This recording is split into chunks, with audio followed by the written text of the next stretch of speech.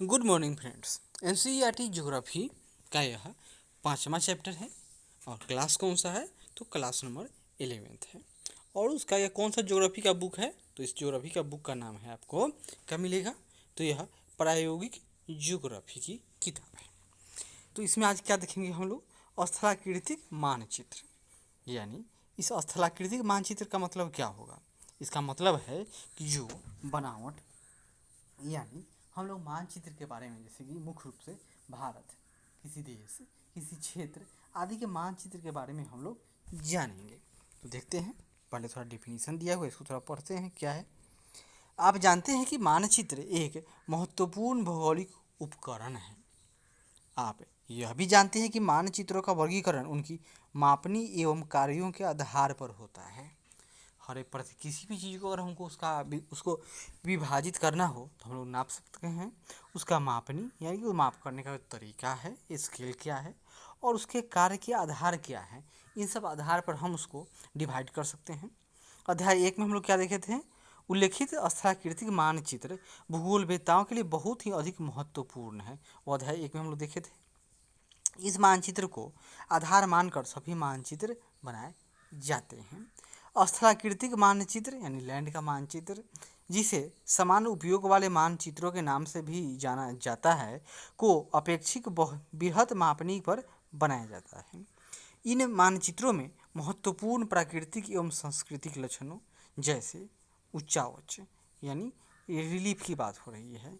ऊंचावच मतलब क्या, उस क्षेत्र का बनावट कि वह समुद्र तल से कितना ऊंचा है, कितना नीचा है। वनस्पति, वहाँ पर पेड़ पौधे कैसे मिलते हैं। जलाशय यानी जल का स्रोत, कृषिगत भूमि, बस्तियों एवं परिवहन तंत्र आदि को प्रदर्शित किया जाता है।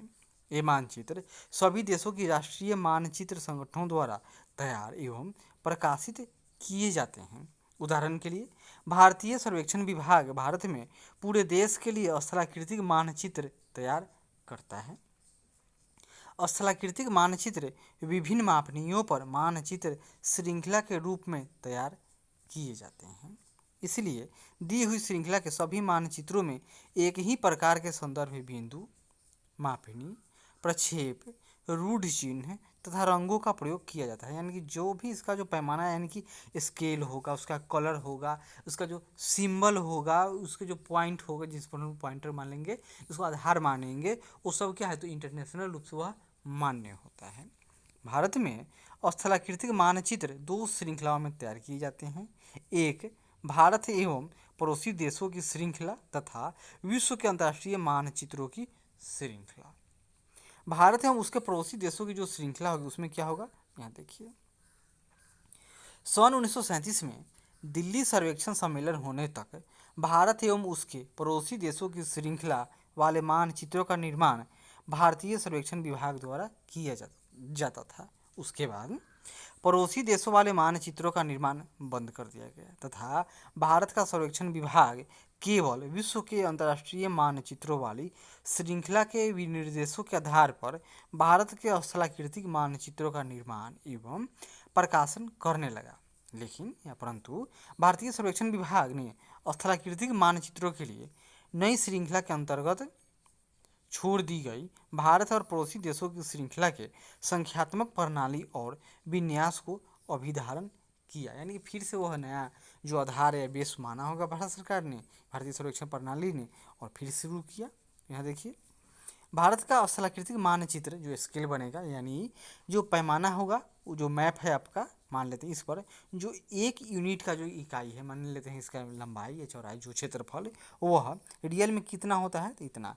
इकाई, दहाई, सैकड़ा, हजार, 10,000, लाख, 10 लाख, यानी 10 लाख रियल यूनिट बराबर मैप का 1 यूनिट, या 2,50,000 यूनिट बराबर मैप का 1 यूनिट, या 1,25,000 बराबर मैप का 1 इकाई, या 50,000 बराबर मैप का 1 इकाई, या 25,000 बराबर मैप पर 1 इकाई। यानी पृथ्वी पर 25,000 है तो मैप पर उसके बदले हम लोग रखेंगे 1 सेंटीमीटर। वहाँ 25 सेंटीमीटर, यहाँ 1 सेंटीमीटर। वहाँ 25 किलोमीटर तो यहाँ 1 किलो मान लेते हैं, एक पॉइंट में आएगा। यानी वहाँ पर 25,000 किलोमीटर तो यहाँ पर 1 किलोमीटर मान ले सकते हैं। जिसमें अक्षांशीय एवं देशांतरीय मान क्रमशः 4 डिग्री गुना 4 डिग्री, यानी 4 डिग्री जो अक्षांश होगा उसके हिसाब से, या 1 गुना 1, या 30 मिनट गुना 30 मिनट, 15 मिनट गुना 15 मिनट तथा 5 मिनट गुना 7.5 मिनट होते हैं। इनमें से प्रत्येक मानचित्र की संख्यात्मक प्रणाली को चित्र में दिखाया गया है। हम देखेंगे नीचे। पहले कुछ शब्दावली है वो देख लेते हैं। शब्दावली में क्या क्या दिया हुआ है। अनुप्रस्थ परिच्छेद, यह क्या है, तो किसी सरल रेखा पर ऊर्ध्वाधर, एक सरल रेखा है, इस पर ऊर्ध्वाधर कटी हुई भूमि का पार्श्व चित्र, यानी इस पर हम लोग इस तरह से काट कर बना देंगे। ये दूसरा लिखा हो गया, तो ये क्या हो गया, पार्श्व चित्र। इसे परिच्छेद या परिच्छेदिका भी कहते हैं, या इसको ऐसे कर इसको परिच्छेदित कर दिया तो एक भूमि का हम लोग पार्श्व चित्र बना रहे हैं। दूसरा समुच्च रेखा, यानी समुद्र तल से समान ऊंचाई, यानी देखिए यह इस तरह से, यह क्या हो गया, तो यह आपका सागर है, और यह इसको हम लोग मान लेंगे सी लेवल। इसके ऊंचाई से मैदान अधिक ऊंचा है, एक आधार मान लिया गया। तो क्या है, समुच्च रेखा यानी समुद्र तल से समान ऊंचाई पर स्थित बिंदुओं को मिलाने वाली काल्पनिक रेखा, इसे समतल रेखा भी कहा जाता है। कौन, तो यह इसको क्या नाम है, समुच्च रेखा या समतल रेखा, यह काल्पनिक रेखा है। समोच्च रेखीय अंतराल, यह क्या है, दो उत्तरोत्तर समोच्च रेखाओं के बीच का अंतर, तो उसे समोच्च रेखीय अंतराल कहेंगे। इसे ऊर्ध्वाधर अंतराल भी कहते हैं। यह प्रायः अंग्रेजी के अक्षरों द्वारा लिखा जाता है। किसी भी मानचित्र पर प्रायः इसका मान स्थिर होता है। समोच्च रेखीय अंतराल मतलब क्या, एक रेखा मान लेते हैं यह 500 मीटर हाइट का है, ये दूसरी रेखा हम नीचे से खींच दिए, या ये सीधा भी हो सकता है। नीचे वाला क्या है, तो ऊपर वाला 500 मीटर, नीचे वाला 400 मीटर, इसके बीच का यह अंतराल बताएगा। स्थलाकृतिक मानचित्र, यह क्या है, तो भूसतह के प्राकृतिक एवं मानवकृत ब्यौरों को प्रदर्शित करने वाला बड़ी मापनी पर खींचा गया एक छोटे क्षेत्र का मानचित्र, क्या कहा जाता है उसको, तो स्थलाकृतिक मानचित्र। इस मानचित्र पर उच्चावच समोच्च रेखाओं द्वारा प्रकट किया जाता है। और एक आता है हैस्यूर, यह क्या है, मानचित्र पर समोच्च रेखाओं को लंबवत काटती हुई महत्तम ढाल की दिशा में खींची गई छोटी सरल रेखा, ये भूमि के ढाल में अंतरों का बोध भी कराती है। आगे देखिए, विश्व की अंतर्राष्ट्रीय मानचित्र श्रृंखला, इसके बारे में कुछ जान लेते हैं। विश्व की अंतर्राष्ट्रीय मानचित्र श्रृंखला के अंतर्गत स्थलाकृतिक मानचित्र बृहद मापनी पर पूरे विश्व के लिए 1:10 लाख अथवा 1:25 2,50,000 की मापनी पर मानकीकृत मानचित्र तैयार करने के लिए अभिकल्पित यानी कि डिजाइन किया गया है। यानी पूरा दुनिया में जो मैप बनेगा या मानचित्र वह इसी आधार पर बनेगा। स्थलाकृतिक मानचित्र का पठन कैसे करें, तो स्थलाकृतिक मानचित्र का अध्ययन आसान होता है। इसके लिए पाठक को मानचित्रों पर दी गई निर्देशिका कुछ वहाँ पर नोट में दिया होगा कि आपको ऐसे ऐसे पढ़ना है, इसके बराबर ये, इसके बराबर ये होगा।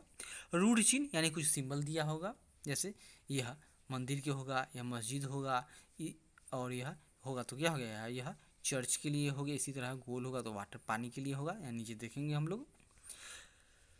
प्रतीकों एवं रंगों को जानना आवश्यक होते हैं। स्थलाकृतिक मानचित्रों पर दिए गए रूढ़ चिन्हों एवं संकेतों को नीचे दिया गया है, देखेंगे हम लोग।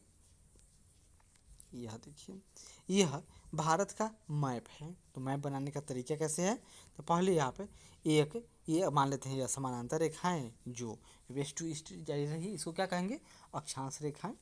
और यह ऊपर से नीचे की तरफ गया, यह क्या है, तो यमोत्तर रेखाएं। तो इस तरह का एक हम लोग पैटर्न खींच लीजिए, जिसमें आपको क्या लिखना है, इस तरह से पॉइंट लिखा जाता है, और इसी के हिसाब से भारत का मैप बनाने का यह फार्मूला है, जिसका नीचे दिया होगा। भारतीय सर्वेक्षण विभाग द्वारा प्रकाशित स्थलाकृतिक सीट का संदर्भ मानचित्र है। अब यहाँ देखिए,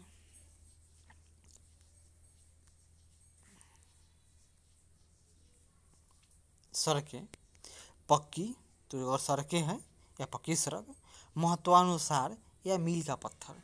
तो सड़क, तो पक्की सड़क किसके तरह दिखाया जाएगा, तो यह पक्की सड़क है, सड़क जो पक्की है। और मील का पत्थर इस तरह से जो लास्ट वाले हैं, यानी 20 मील यहाँ पर हो गया।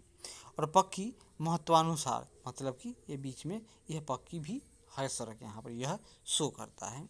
दूसरा देखिए, सड़क क्या है, यह सड़कें कच्ची हैं और महत्वानुसार इसमें पुल भी हैं। तो सड़क तो ये हो गया, लेकिन सड़क का सिंबल ये दोनों में सेम है, मगर यह कच्ची है तो इस तरह के डॉट डॉट रहेगा, और आगे पुल है तो यह कच्ची सड़क पर पुल का चिन्ह है।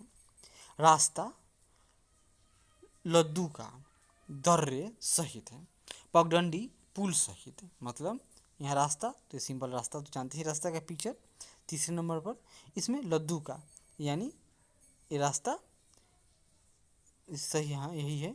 और यह डैश डैश और बीच में आपको यहाँ पर, यहाँ देखिए क्रॉस का चिन्ह मिलेगा। मतलब क्या है कि दर्रा भी है और पगडंडी भी है, और आगे पगडंडी सहित पुल भी है। नाले तल में मार्ग सहित, यानी यह नाला है और इसमें एरो का निशान है, यानी कि इसमें मार्ग भी है। और अनिश्चित नहर का यह पैटर्न है, डॉट डॉट वाला। और आगे देखिए एक नहर, यह बनाया गया नहर है, यानी कि कैनाल, खोदा गया नहर है। बांध है जो चिकना हुआ अथवा पत्थरों से पटा हुआ तो यह रेड कलर का होगा। मिट्टी से पटा हुआ तो ब्लैक कलर का है। और बंधी का तो यह इस तरह का होगा। नदी अगर सूखी हो तो यहाँ पर देखिए यह सूखी नदी है। अगर धारा सहित हो तो इसमें हम लोग पानी इसमें डाल देंगे, यहाँ पानी है। और द्वीप एवं चट्टान सहित हो, द्वीप एवं चट्टान सहित अगर हो तो यहाँ देखिए पानी भी है और द्वीप और चट्टान का भी सिंबल है अंदर। और ज्वारी नदी तो यह मतलब ज्वारी नदी मतलब क्या, उसमें पानी पड़ा है। तो नदी में पानी क्या है, नदी है, इसमें पानी क्या होगा, समुद्र में जाएगा। लेकिन जब ज्वार आएगा तो क्या होगा, ज्वार से पानी समुद्र के द्वारा इसमें धकेल दिया जाता है, इसीलिए इसमें दिया गया है जिग चेक और एरो का चिन्ह दोनों तरफ है, यानी इसमें पानी आता भी है और जाता भी है।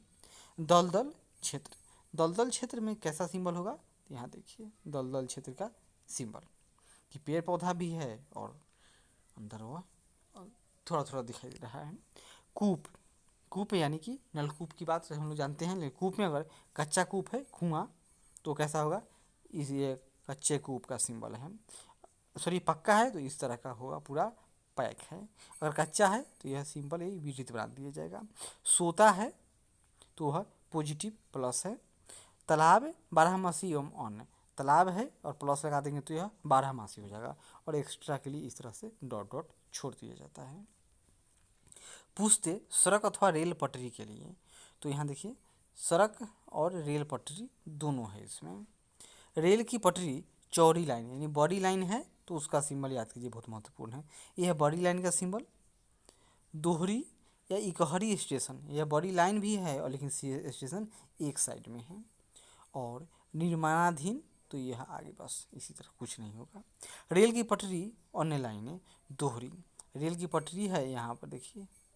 और इकहरी मिल पत्थर सही तो यहाँ पर 8 पर लिखा हुआ है। और निर्माणाधीन तो यह अभी उतना गाढ़ा इसका कलर नहीं है। हल्की रेलवे या ट्रामवे तार कटान सुरंग सहित, तो हल्की रेलवे या ट्रामवे के लिए इस तरह का सिंबल आता है, और तार के लिए यह बड़ा पॉइंट और फिर छोटा पॉइंट है। और कटान सुरंग सहित तो यहाँ पर यह कटान है और जिसमें सुरंग अंदर बनाया गया है। समुच्च रेखाएं, तो समुच्च रेखाएं का कैसा बनता है पिक्चर, तो यह देखिए समुच्च रेखाएं यानी इस तरह से यहाँ पर 100 फिर यहाँ पर 90 इस तरह होगा, यहाँ पर 50 यानी ये हाइट को दर्शाती है। और भृंगी मतलब क्या होगा, यह भृंग को शो कर रहा है। बालू के आकार सपाट होगा तो यह ऐसा प्लेन है। और बालू के टिब्बे जो पक्के हैं तो यह 2 वाला देखिए। और बालू के टिब्बे जो कच्चे हैं वो इस तरह से होगा, बड़ा है जो भी अंदर भी कुछ धुंध है इसमें। नगर या अथवा गांव आबाद है तो यहाँ पर देखिए फ्लैट बन चुका है, बिल्डिंग है। अगर वह उजाड़ हो गया तो कटकुट। अगर गौर है तो यानी पुराना किला था जिसका अवशेष तो उसको गौर कहेंगे। तो यह गौर कैसा होता है, इस तरह का जिसके चारों ओर गहरा गड्ढा इलाका रहता है, जो पहले जिसमें पानी करता रहा होगा लेकिन अब यह भर गया है, मतलब यह फुल हो जाता है, जिसमें समय के साथ अवसाद जमा हो गया। अब इसमें पानी नहीं उतना जमा हो पाती है, लेकिन फिर भी जो बीच का ढांचा है यह ऊंचा दिखाई देता ही है। झोपड़ियाँ, यहाँ देखिए अगर अस्थाई है तो ये 2 डॉट, अस्थाई तो यह भी उसी टाइप का। मीनार है तो मीनार तो जानते ही हैं, मीनार बन गया। पुरातन अवशेष तो इसका यह सिंबल होता है। मंदिर तो मंदिर है। छतरी बगल वाला। गिरजाघर ये प्लस वाला। मस्जिद ये भी देखिए। ईदगाह तो मस्जिद और ईदगाह में अंदर है। मस्जिद में क्या होगा, बीच में डोम रहता है, और मकबरा में बीच का जो सफा वो खाली होगा, इस तरह का होगा। और कब्रें तो कब्र, यह कब्र हो गया। प्रकाश स्तंभ है, यह लाइट हाउस की बात हो रही है। प्रकाश पोत यानी जो जहाज है वह लाइट दे रहा है यहाँ पर। बायोम, बायोम में अगर प्रकाशित है तो रेड कलर का, अप्रकाशित है तो ब्लैक कलर का। और अप्रकाशित और लंगर गाह यानी जहाँ पर जहाज अपना लंगर डालते हैं उसका सिंबल है। खान, बेल, जाली पर चढ़ी घास झाड़, तो खान डॉट के रूप में सिंबल दिखाया जाएगा। बेल तो यह इस तरह का एरो एक्स पूरा ज्वाइंट रहेगा। अगर जाली पर चढ़ी घास तो, और घास झाड़ तो ये सब उसका सिंबल है। पनई तार तो ये पनई तार का सिंबल है। अन्य तार शंकु जाति बांस हो अन्य पेड़ तो इस तरह का सिंबल रहेगा। सीमा जो अंतर्राष्ट्रीय है, यह एक लंबा डॉट, लंबा इस तरह का, फिर छोटा डॉट, फिर लंबा, फिर छोटा। सीमा जो राज्य सीमांकित या असीमांकित है, जैसे कि आपने भारत का मैप देखिएगा, उसमें पीओके को का जो इसी तरह का डॉट दिखाया जाता है। या राज्य भारत के जो अंदर है, जो एक राज्य से दूसरे राज्य का जो सीमा होगा वह भी इसी तरह का होता है।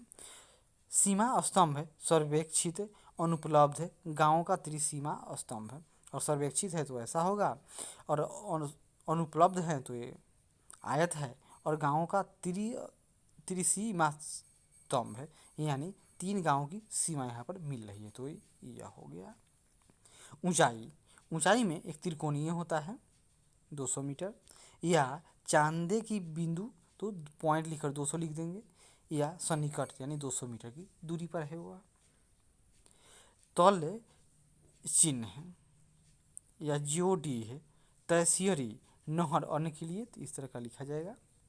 थाना, डाकघर और थाना तो डाकघर के लिए पीओ और थाने के लिए पीएस। पीओ बराबर पुलिस पोस्ट ऑफिस, पीएस बराबर पुलिस स्टेशन।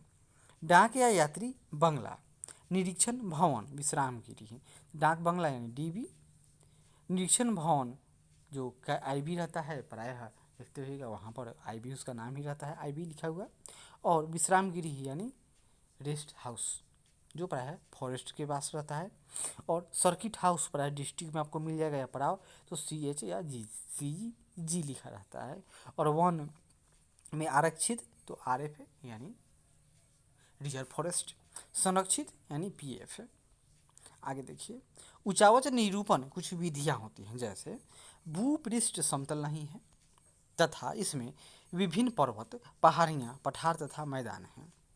भूपृष्ठ के उत्थान एवं अवनमन भौतिक लक्षणों या उचावच के रूप में जाने जाते हैं। इन लक्षणों को दर्शाने वाले मानचित्र को क्या कहेंगे, उचावच मानचित्र। जैसे यह हो गया, यह आपका 200 मीटर का हाइट बता रहा है, फिर यह हो गया तो यह 300 मीटर, फिर इस तरह के होगा, यह बताएगा कि 400 मीटर की हाइट है, इस तरह का यह 500 मीटर। यह क्या है, तो उचावच निरूपण विधियाँ हैं। वर्षों से मानचित्र पर उचावच लक्षण प्रदर्शित करने के लिए अनेक विधियाँ का उपयोग होता रहा है। ये विधियाँ हैस्यूर, पहाड़ी छायांकन, स्तंभ आभा, बेंचमार्क, स्थानिक ऊंचाई तथा समोच्च रेखाएं, परंतु सभी स्थलाकृतिक मानचित्रों पर किसी क्षेत्र के उचावच को दिखाने के लिए समोच्च रेखा या स्थानिक ऊंचाइयों का उपयोग ही सर्वाधिक होता आया है। समोच्च रेखा क्या है, तो देखिए, समोच्च रेखा माध्य समुद्र तल, तो भारत का जो माध्य समुद्र तल कहाँ से निर्धारित होता है, तो वह चेन्नई के तट से, यानी माध्य समुद्र तल से समान ऊंचाई वाले बिंदुओं को मिलाने वाली यह काल्पनिक रेखा होती है। यह मानचित्र जो भू आकृति को समोच्च रेखाओं द्वारा दर्शाता है, वह क्या है, वह समोच्च रेखा मानचित्र कहलाता है। यानी जिस मानचित्र पर हाइट का भी दिया हुआ है, जिस पर समोच्च रेखाएं हैं, उसको क्या कहेंगे, समोच्च रेखा मानचित्र। उचावच लक्षणों को समोच्च रेखा के द्वारा दर्शाना अत्यधिक उपयोगी एवं लोकप्रिय विधि है। यानी उचावच लक्षणों को समोच्च रेखा के द्वारा दर्शाना अत्यधिक उपयोगी एवं लोकप्रिय विधि है। मानचित्र पर समोच्च रेखाएं एक क्षेत्र की स्थलाकृति को समझने की सबसे उपयोगी विधि है। पहले स्थलाकृतिक मानचित्रों में समोच्च रेखाओं को खींचने के लिए धरातलीय सर्वेक्षण तथा तल मापन विधि का उपयोग किया जाता था, लेकिन अब तो फोटोग्राफी के आविष्कार तथा वायो यानी सैटेलाइट ड्रोन के इस्तेमाल हो जाने के कारण फोटोग्राफी से सर्वेक्षण तथा तल मापन एवं मानचित्रीकरण की पुरानी पद्धतियों का प्रयोग छोड़ दिया गया है। अब तो सैटेलाइट ही उसका इमेज सेंड यानी बना देते हैं और वह भी 3D इमेज रहता है। फलस्वरूप स्थलाकृतिक मानचित्र बनाने के लिए इन फोटोग्राफ का उपयोग होता है। समोच्च रेखाएं माध्य समुद्र तल के ऊपर विभिन्न ऊर्ध्वाधर अंतरालों, ये हम नीचे देखेंगे 6 जैसे 20, 50, 100 मीटर पर खींची जाती है। हमें बता दें कैसे, इस तरह से एक होगा, एक दूसरा टेढ़ा भी हो सकता है, सीधा एकदम सीधा भी जा सकता है। मतलब क्या बताएगा कि यह 100 मीटर, यह 110 मीटर, यह 120 मीटर, यह 200 मीटर की हाइट का शो कर रहा है। यानी उसी जो मैप पर है, मैप दिया होगा क्षेत्र और उस पर इस तरह का लकीर है, चिन्ह है। मतलब क्या होगा कि जो इस रेखा के हिसाब से यहाँ का जो औसत है वह इतना हाइट का है। यह इसे सामान्यतः मीटर में व्यक्त किया जाता है। एक स्थान से दूसरे स्थान पर ढाल की प्रकृति के अनुसार दो समोच्च रेखाओं के बीच की क्षैतिजीय दूरी में अंतर होता है, जबकि उनके बीच का ऊर्ध्वाधर अंतराल अचल रहता है। क्षैतिजीय दूरी मतलब क्या, जिसे क्षैतिज तुल्यांक के नाम से भी जाना जाता है। मंद ढाल के लिए अधिक एवं तीव्र ढाल के लिए यह क्षैतिजीय दूरी कम होगा। मान लेते हैं मध्य ढाल है तो यहाँ पर 100 मीटर और इतना दूर चलेगा तो यहाँ पर भी जाकर मुश्किल से मान लेते हैं कि 200 मीटर का हाइट होगा। लेकिन जहाँ पर तीव्र ढाल है तो यहाँ पर 200 मीटर एकदम सटे सटे इस तरह से जाएगा और यहाँ पर 1000 मीटर हो गया तो 200 या 300, 400, 500 इस तरह के बढ़ते चला जाएगा। आगे देखिए, समोच्च रेखाओं के कुछ मूल लक्षण होते हैं। समोच्च रेखाएं समान ऊंचाइयों वाले स्थान को दर्शाती है। समोच्च रेखा उनकी आकृतियाँ स्थलाकृति के ढाल एवं ऊंचाई को दर्शाती है। पास पास खींची अति घनी समोच्च रेखाएं तीव्र ढाल को तथा दूर दूर खींची गई कम घनी समोच्च रेखाएं मंद ढाल को प्रदर्शित करती है। दो या दो से अधिक समोच्च रेखाओं के एक दूसरे से मिलने से ऊर्ध्वाधर वाली आकृतियाँ जैसे भृंगी अथवा जलप्रपात प्रदर्शित करता है। मतलब क्या, यहाँ पर हाइट है और यहाँ पर एक स्टॉप हो गया, मतलब जलप्रपात है या कटान है, तो क्या होगा, कोई भी हाइट जाएगा तो यहाँ पर जाकर और सारे जो समोच्च रेखाएं हैं वो यहाँ पर सब आप पास में जाकर मिल जाएगी।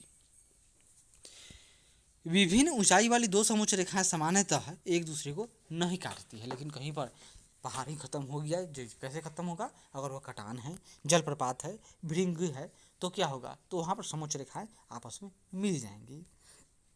समोच्च रेखाओं एवं उनके अनुप्रस्थ परिच्छेद खींचना, तो कैसे खींचा जाता है।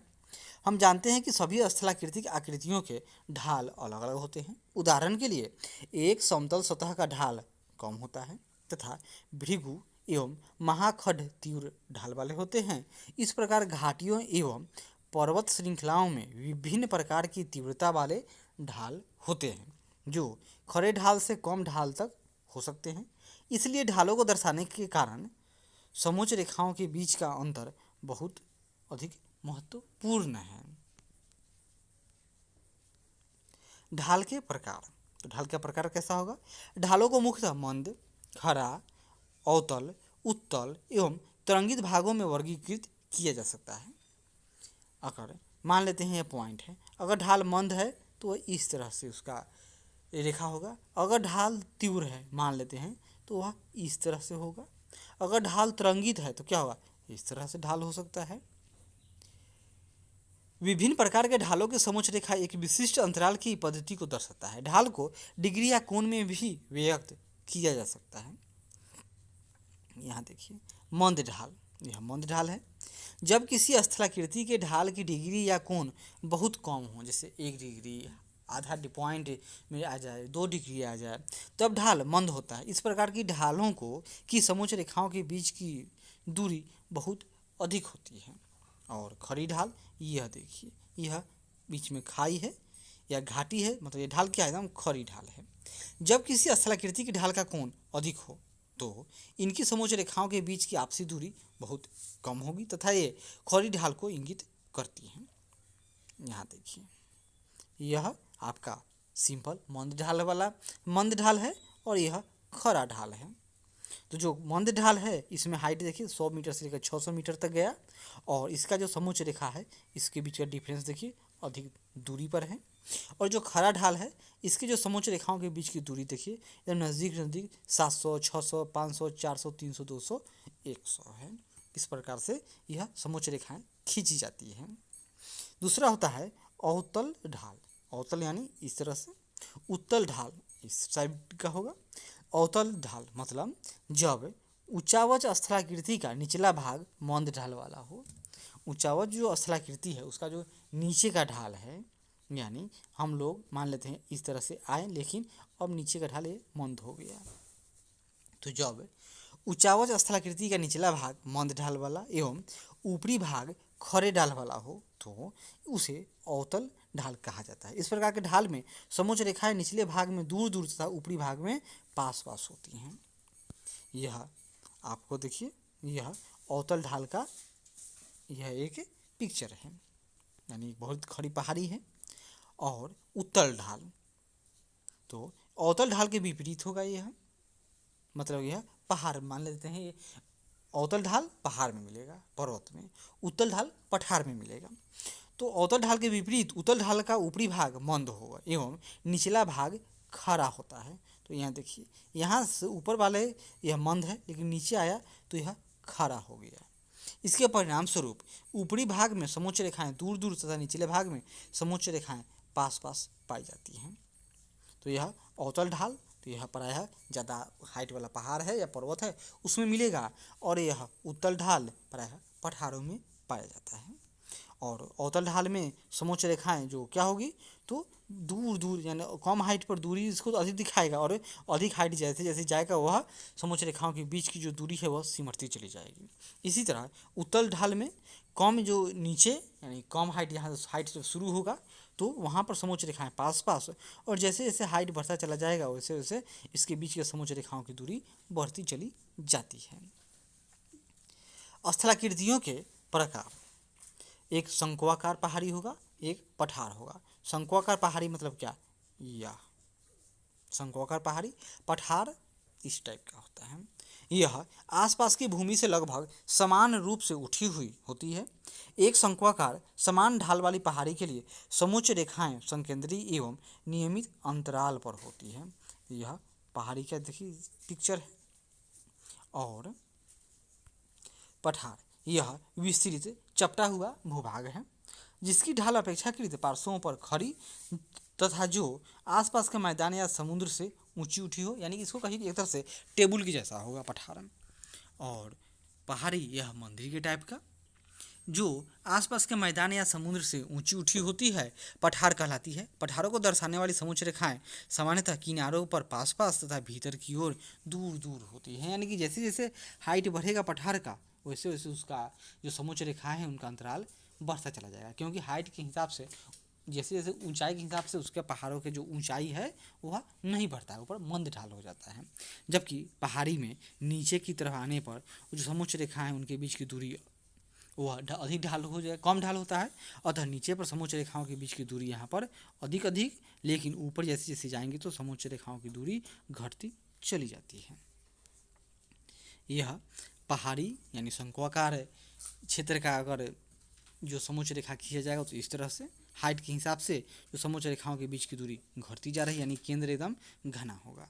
और पठार तो केंद्र एकदम सपाट है यानी टेबल जैसा है, तो यहाँ पर बीच में तो समोच्च रेखाएं कुछ दूर के लिए वह वृत्त टाइप का बना देंगी। फिर उसके बाद धीरे धीरे छोटी होते चला जाएगा और तल पर आएगा, तली पर तो ढाल कम है अतः वहाँ पर समोच्च रेखाएं पास पास खींची जाएंगी। आगे देखते हैं अब घाटी। घाटी क्या होता है, घाटी भी दो प्रकार का, एक भी आकार की घाटी और एक यू आकार की घाटी।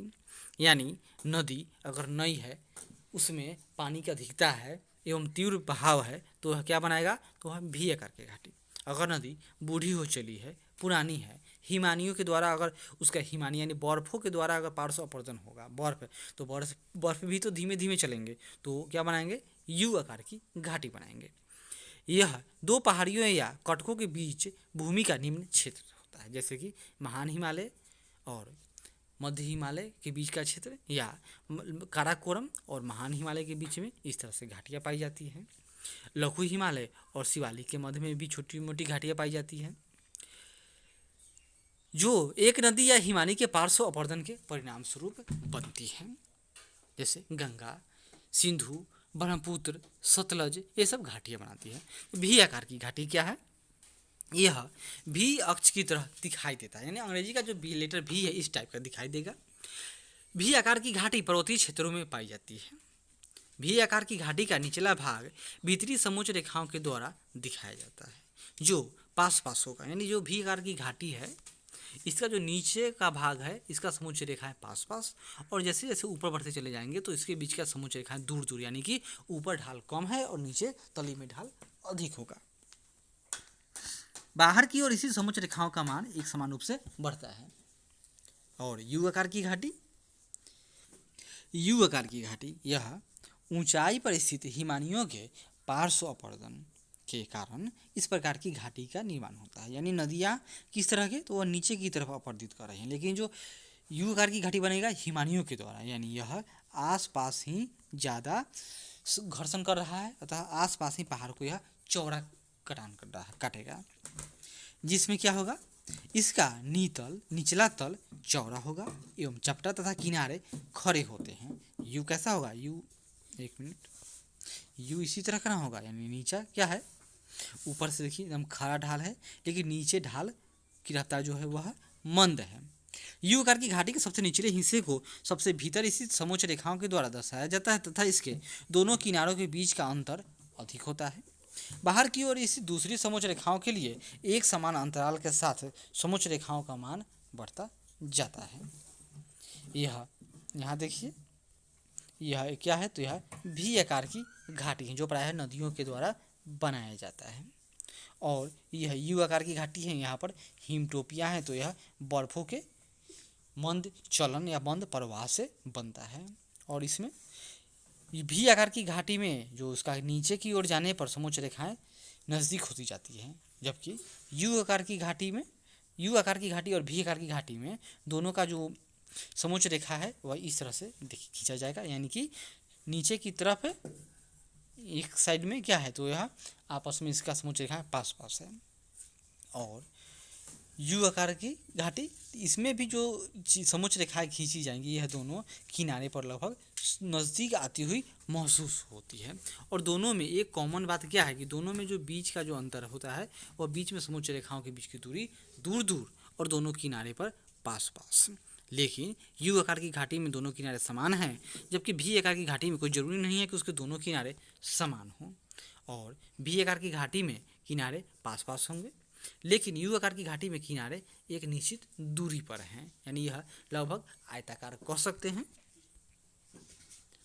महाखंड या गार्ज, तो उच्च भागों में जहाँ नदियों के द्वारा पार्श्व अपरदन की अपेक्षा ऊर्ध्वाधर अपरदन, पार्श्व अपरदन मतलब दाएं बाएं लेफ्ट राइट अपरदन करेगा, और ऊर्ध्वाधर अपरदन यानी एरो नीचे की तरफ डायरेक्ट उसको अपरदित कर रहा है, तो वहाँ तंग घाटी का निर्माण होता है, यानी इस तरह से क्या होगा, तो भी आकार की घाटी का निर्माण होता है।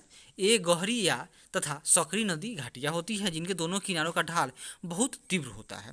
तंग घाटी को पास पास स्थित समोच्च रेखाओं के द्वारा दर्शाया जाता है, जिसमें भीतरी समोच्च रेखाओं के बीच का अंतर बहुत कम होता है, जो इसके दोनों किनारे को दर्शाता है। यह देखिए, यह क्या है, तो यह गॉर्ज है, यह लगभग 90 डिग्री पर कटान करके बना दिया है।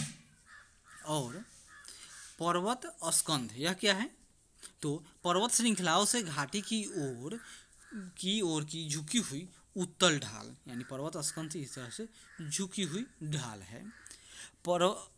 ढाल वाली आकृति को स्पर या पर्वत स्कंध कहा जाता है। इसे भी आकार की समोच्च रेखा के द्वारा दर्शाया जाता है, लेकिन विपरीत तरीके से, अपोजिट है, उल्टा है। भी के दोनों सिरे दोनों किनारे ऊंचाई वाले भाग को दिखलाते हैं तथा इसकी चोटी निचले हिस्से को दर्शाती है। नीचे देखते हैं हम लोग, यहाँ देखिए, यानी कहा जाए तो यह यू आकार की घाटी की टाइप का है पर्वत स्कंद, और यह गौर्ज है जिसमें इसका जो निचला भाग है, ये दोनों किनारा वह पास पास है, और बीच में इसका किसमें तो महागौर्ज या महाखंड जो नदियाँ बनाती है, इसमें जो समुद्र रेखा के बीच में है वो उनका दूरी अधिक है और किनारों पर दूरी कम है। जबकि यू आकार की घाटी कहेंगे इसको हम लोग, या अस्फर कहेंगे या पहाड़ी स्तंभ कहेंगे, यह अवतल टाइप का है, लेकिन यह अवतल नहीं, टाइप तो इसका उल्टा यू आकार टाइप का, यू आकार टाइप का बना है, और इसमें इसके किनारे के बीच का जो समुद्र रेखाएं हैं वह लगभग समान है, कुछ खास अंतर नहीं है। यानी यह पर्वत स्कंद है, और बीच में इसके बीच में जो यहाँ पर यू आकार के महाखंड है वह बीच में कम जगह है, जबकि यह पर्वत स्कंद में बीच में जगह अधिक होता है, बीच में अधिक दूरी पर बनाया जाता है। भृगु, यहाँ भृगु क्या है, यह अत्यधिक तीव्र ढाल अथवा या खड़े पार्श्वों वाली भू आकृति है। मानचित्र पर भृगुओं की पहचान पास पास बनी समुच्च रेखाओं से की जाती है जो आपस में जुड़ी हुई प्रतीत होती है। और जलप्रपात, किसी नदी तल पर काफ़ी ऊंचाई से पानी का अचानक ऊर्ध्वाधर गिरना, यानी यहाँ से नीचे गिर गया लगातार। कभी कभी जलप्रपात सोपानी यानी इस तरह से भी आएगा, जिसे रैपिड कहा जाता है। मानचित्र पर नदी को पार करती हुई समुच्च रेखाओं के परस्पर मिल जाने से जलप्रपात को पहचाना जा सकता है तथा रैपिड को अपेक्षाकृत दूर स्थित समुच्च रेखाओं द्वारा समुच्च रेखा के द्वारा पहचाना जाता है। यह देखिए, यह भृगु है, भृगु जो प्रायः समुद्र तटों के किनारे बनता है, और यह जलप्रपात है। तो भृगु का जो मैप बनेगा समुच्च रेखा वो है इस टाइप का है कि इसमें बीच में एक कट चुका है, और सारे जो इसके समुच्च रेखाएं हैं वो बीच में आगे आपस में मिल रहे हैं और किनारों पर दूर दूर हैं। जबकि जो जलप्रपात है इसमें एक जगह कहीं जाकर मिल रहा है, बाकी जगह नहीं मिला, यानी यहाँ पर जलप्रपात है और बाकी जगह समुच्च रेखाएं दूरी अपने फिक्स दूरी पर स्थित है।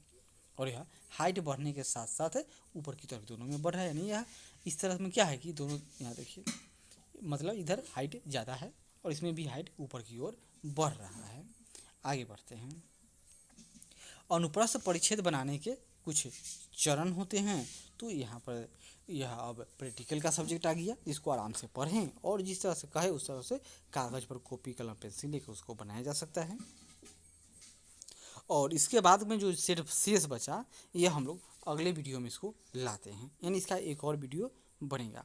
तब तक धन्यवाद। आशा करते हैं कि यह प्रयास है, अगर अच्छा लगे तो ज़रूर लाइक करें, शेयर करें, कमेंट करें और सब्सक्राइब करें। धन्यवाद।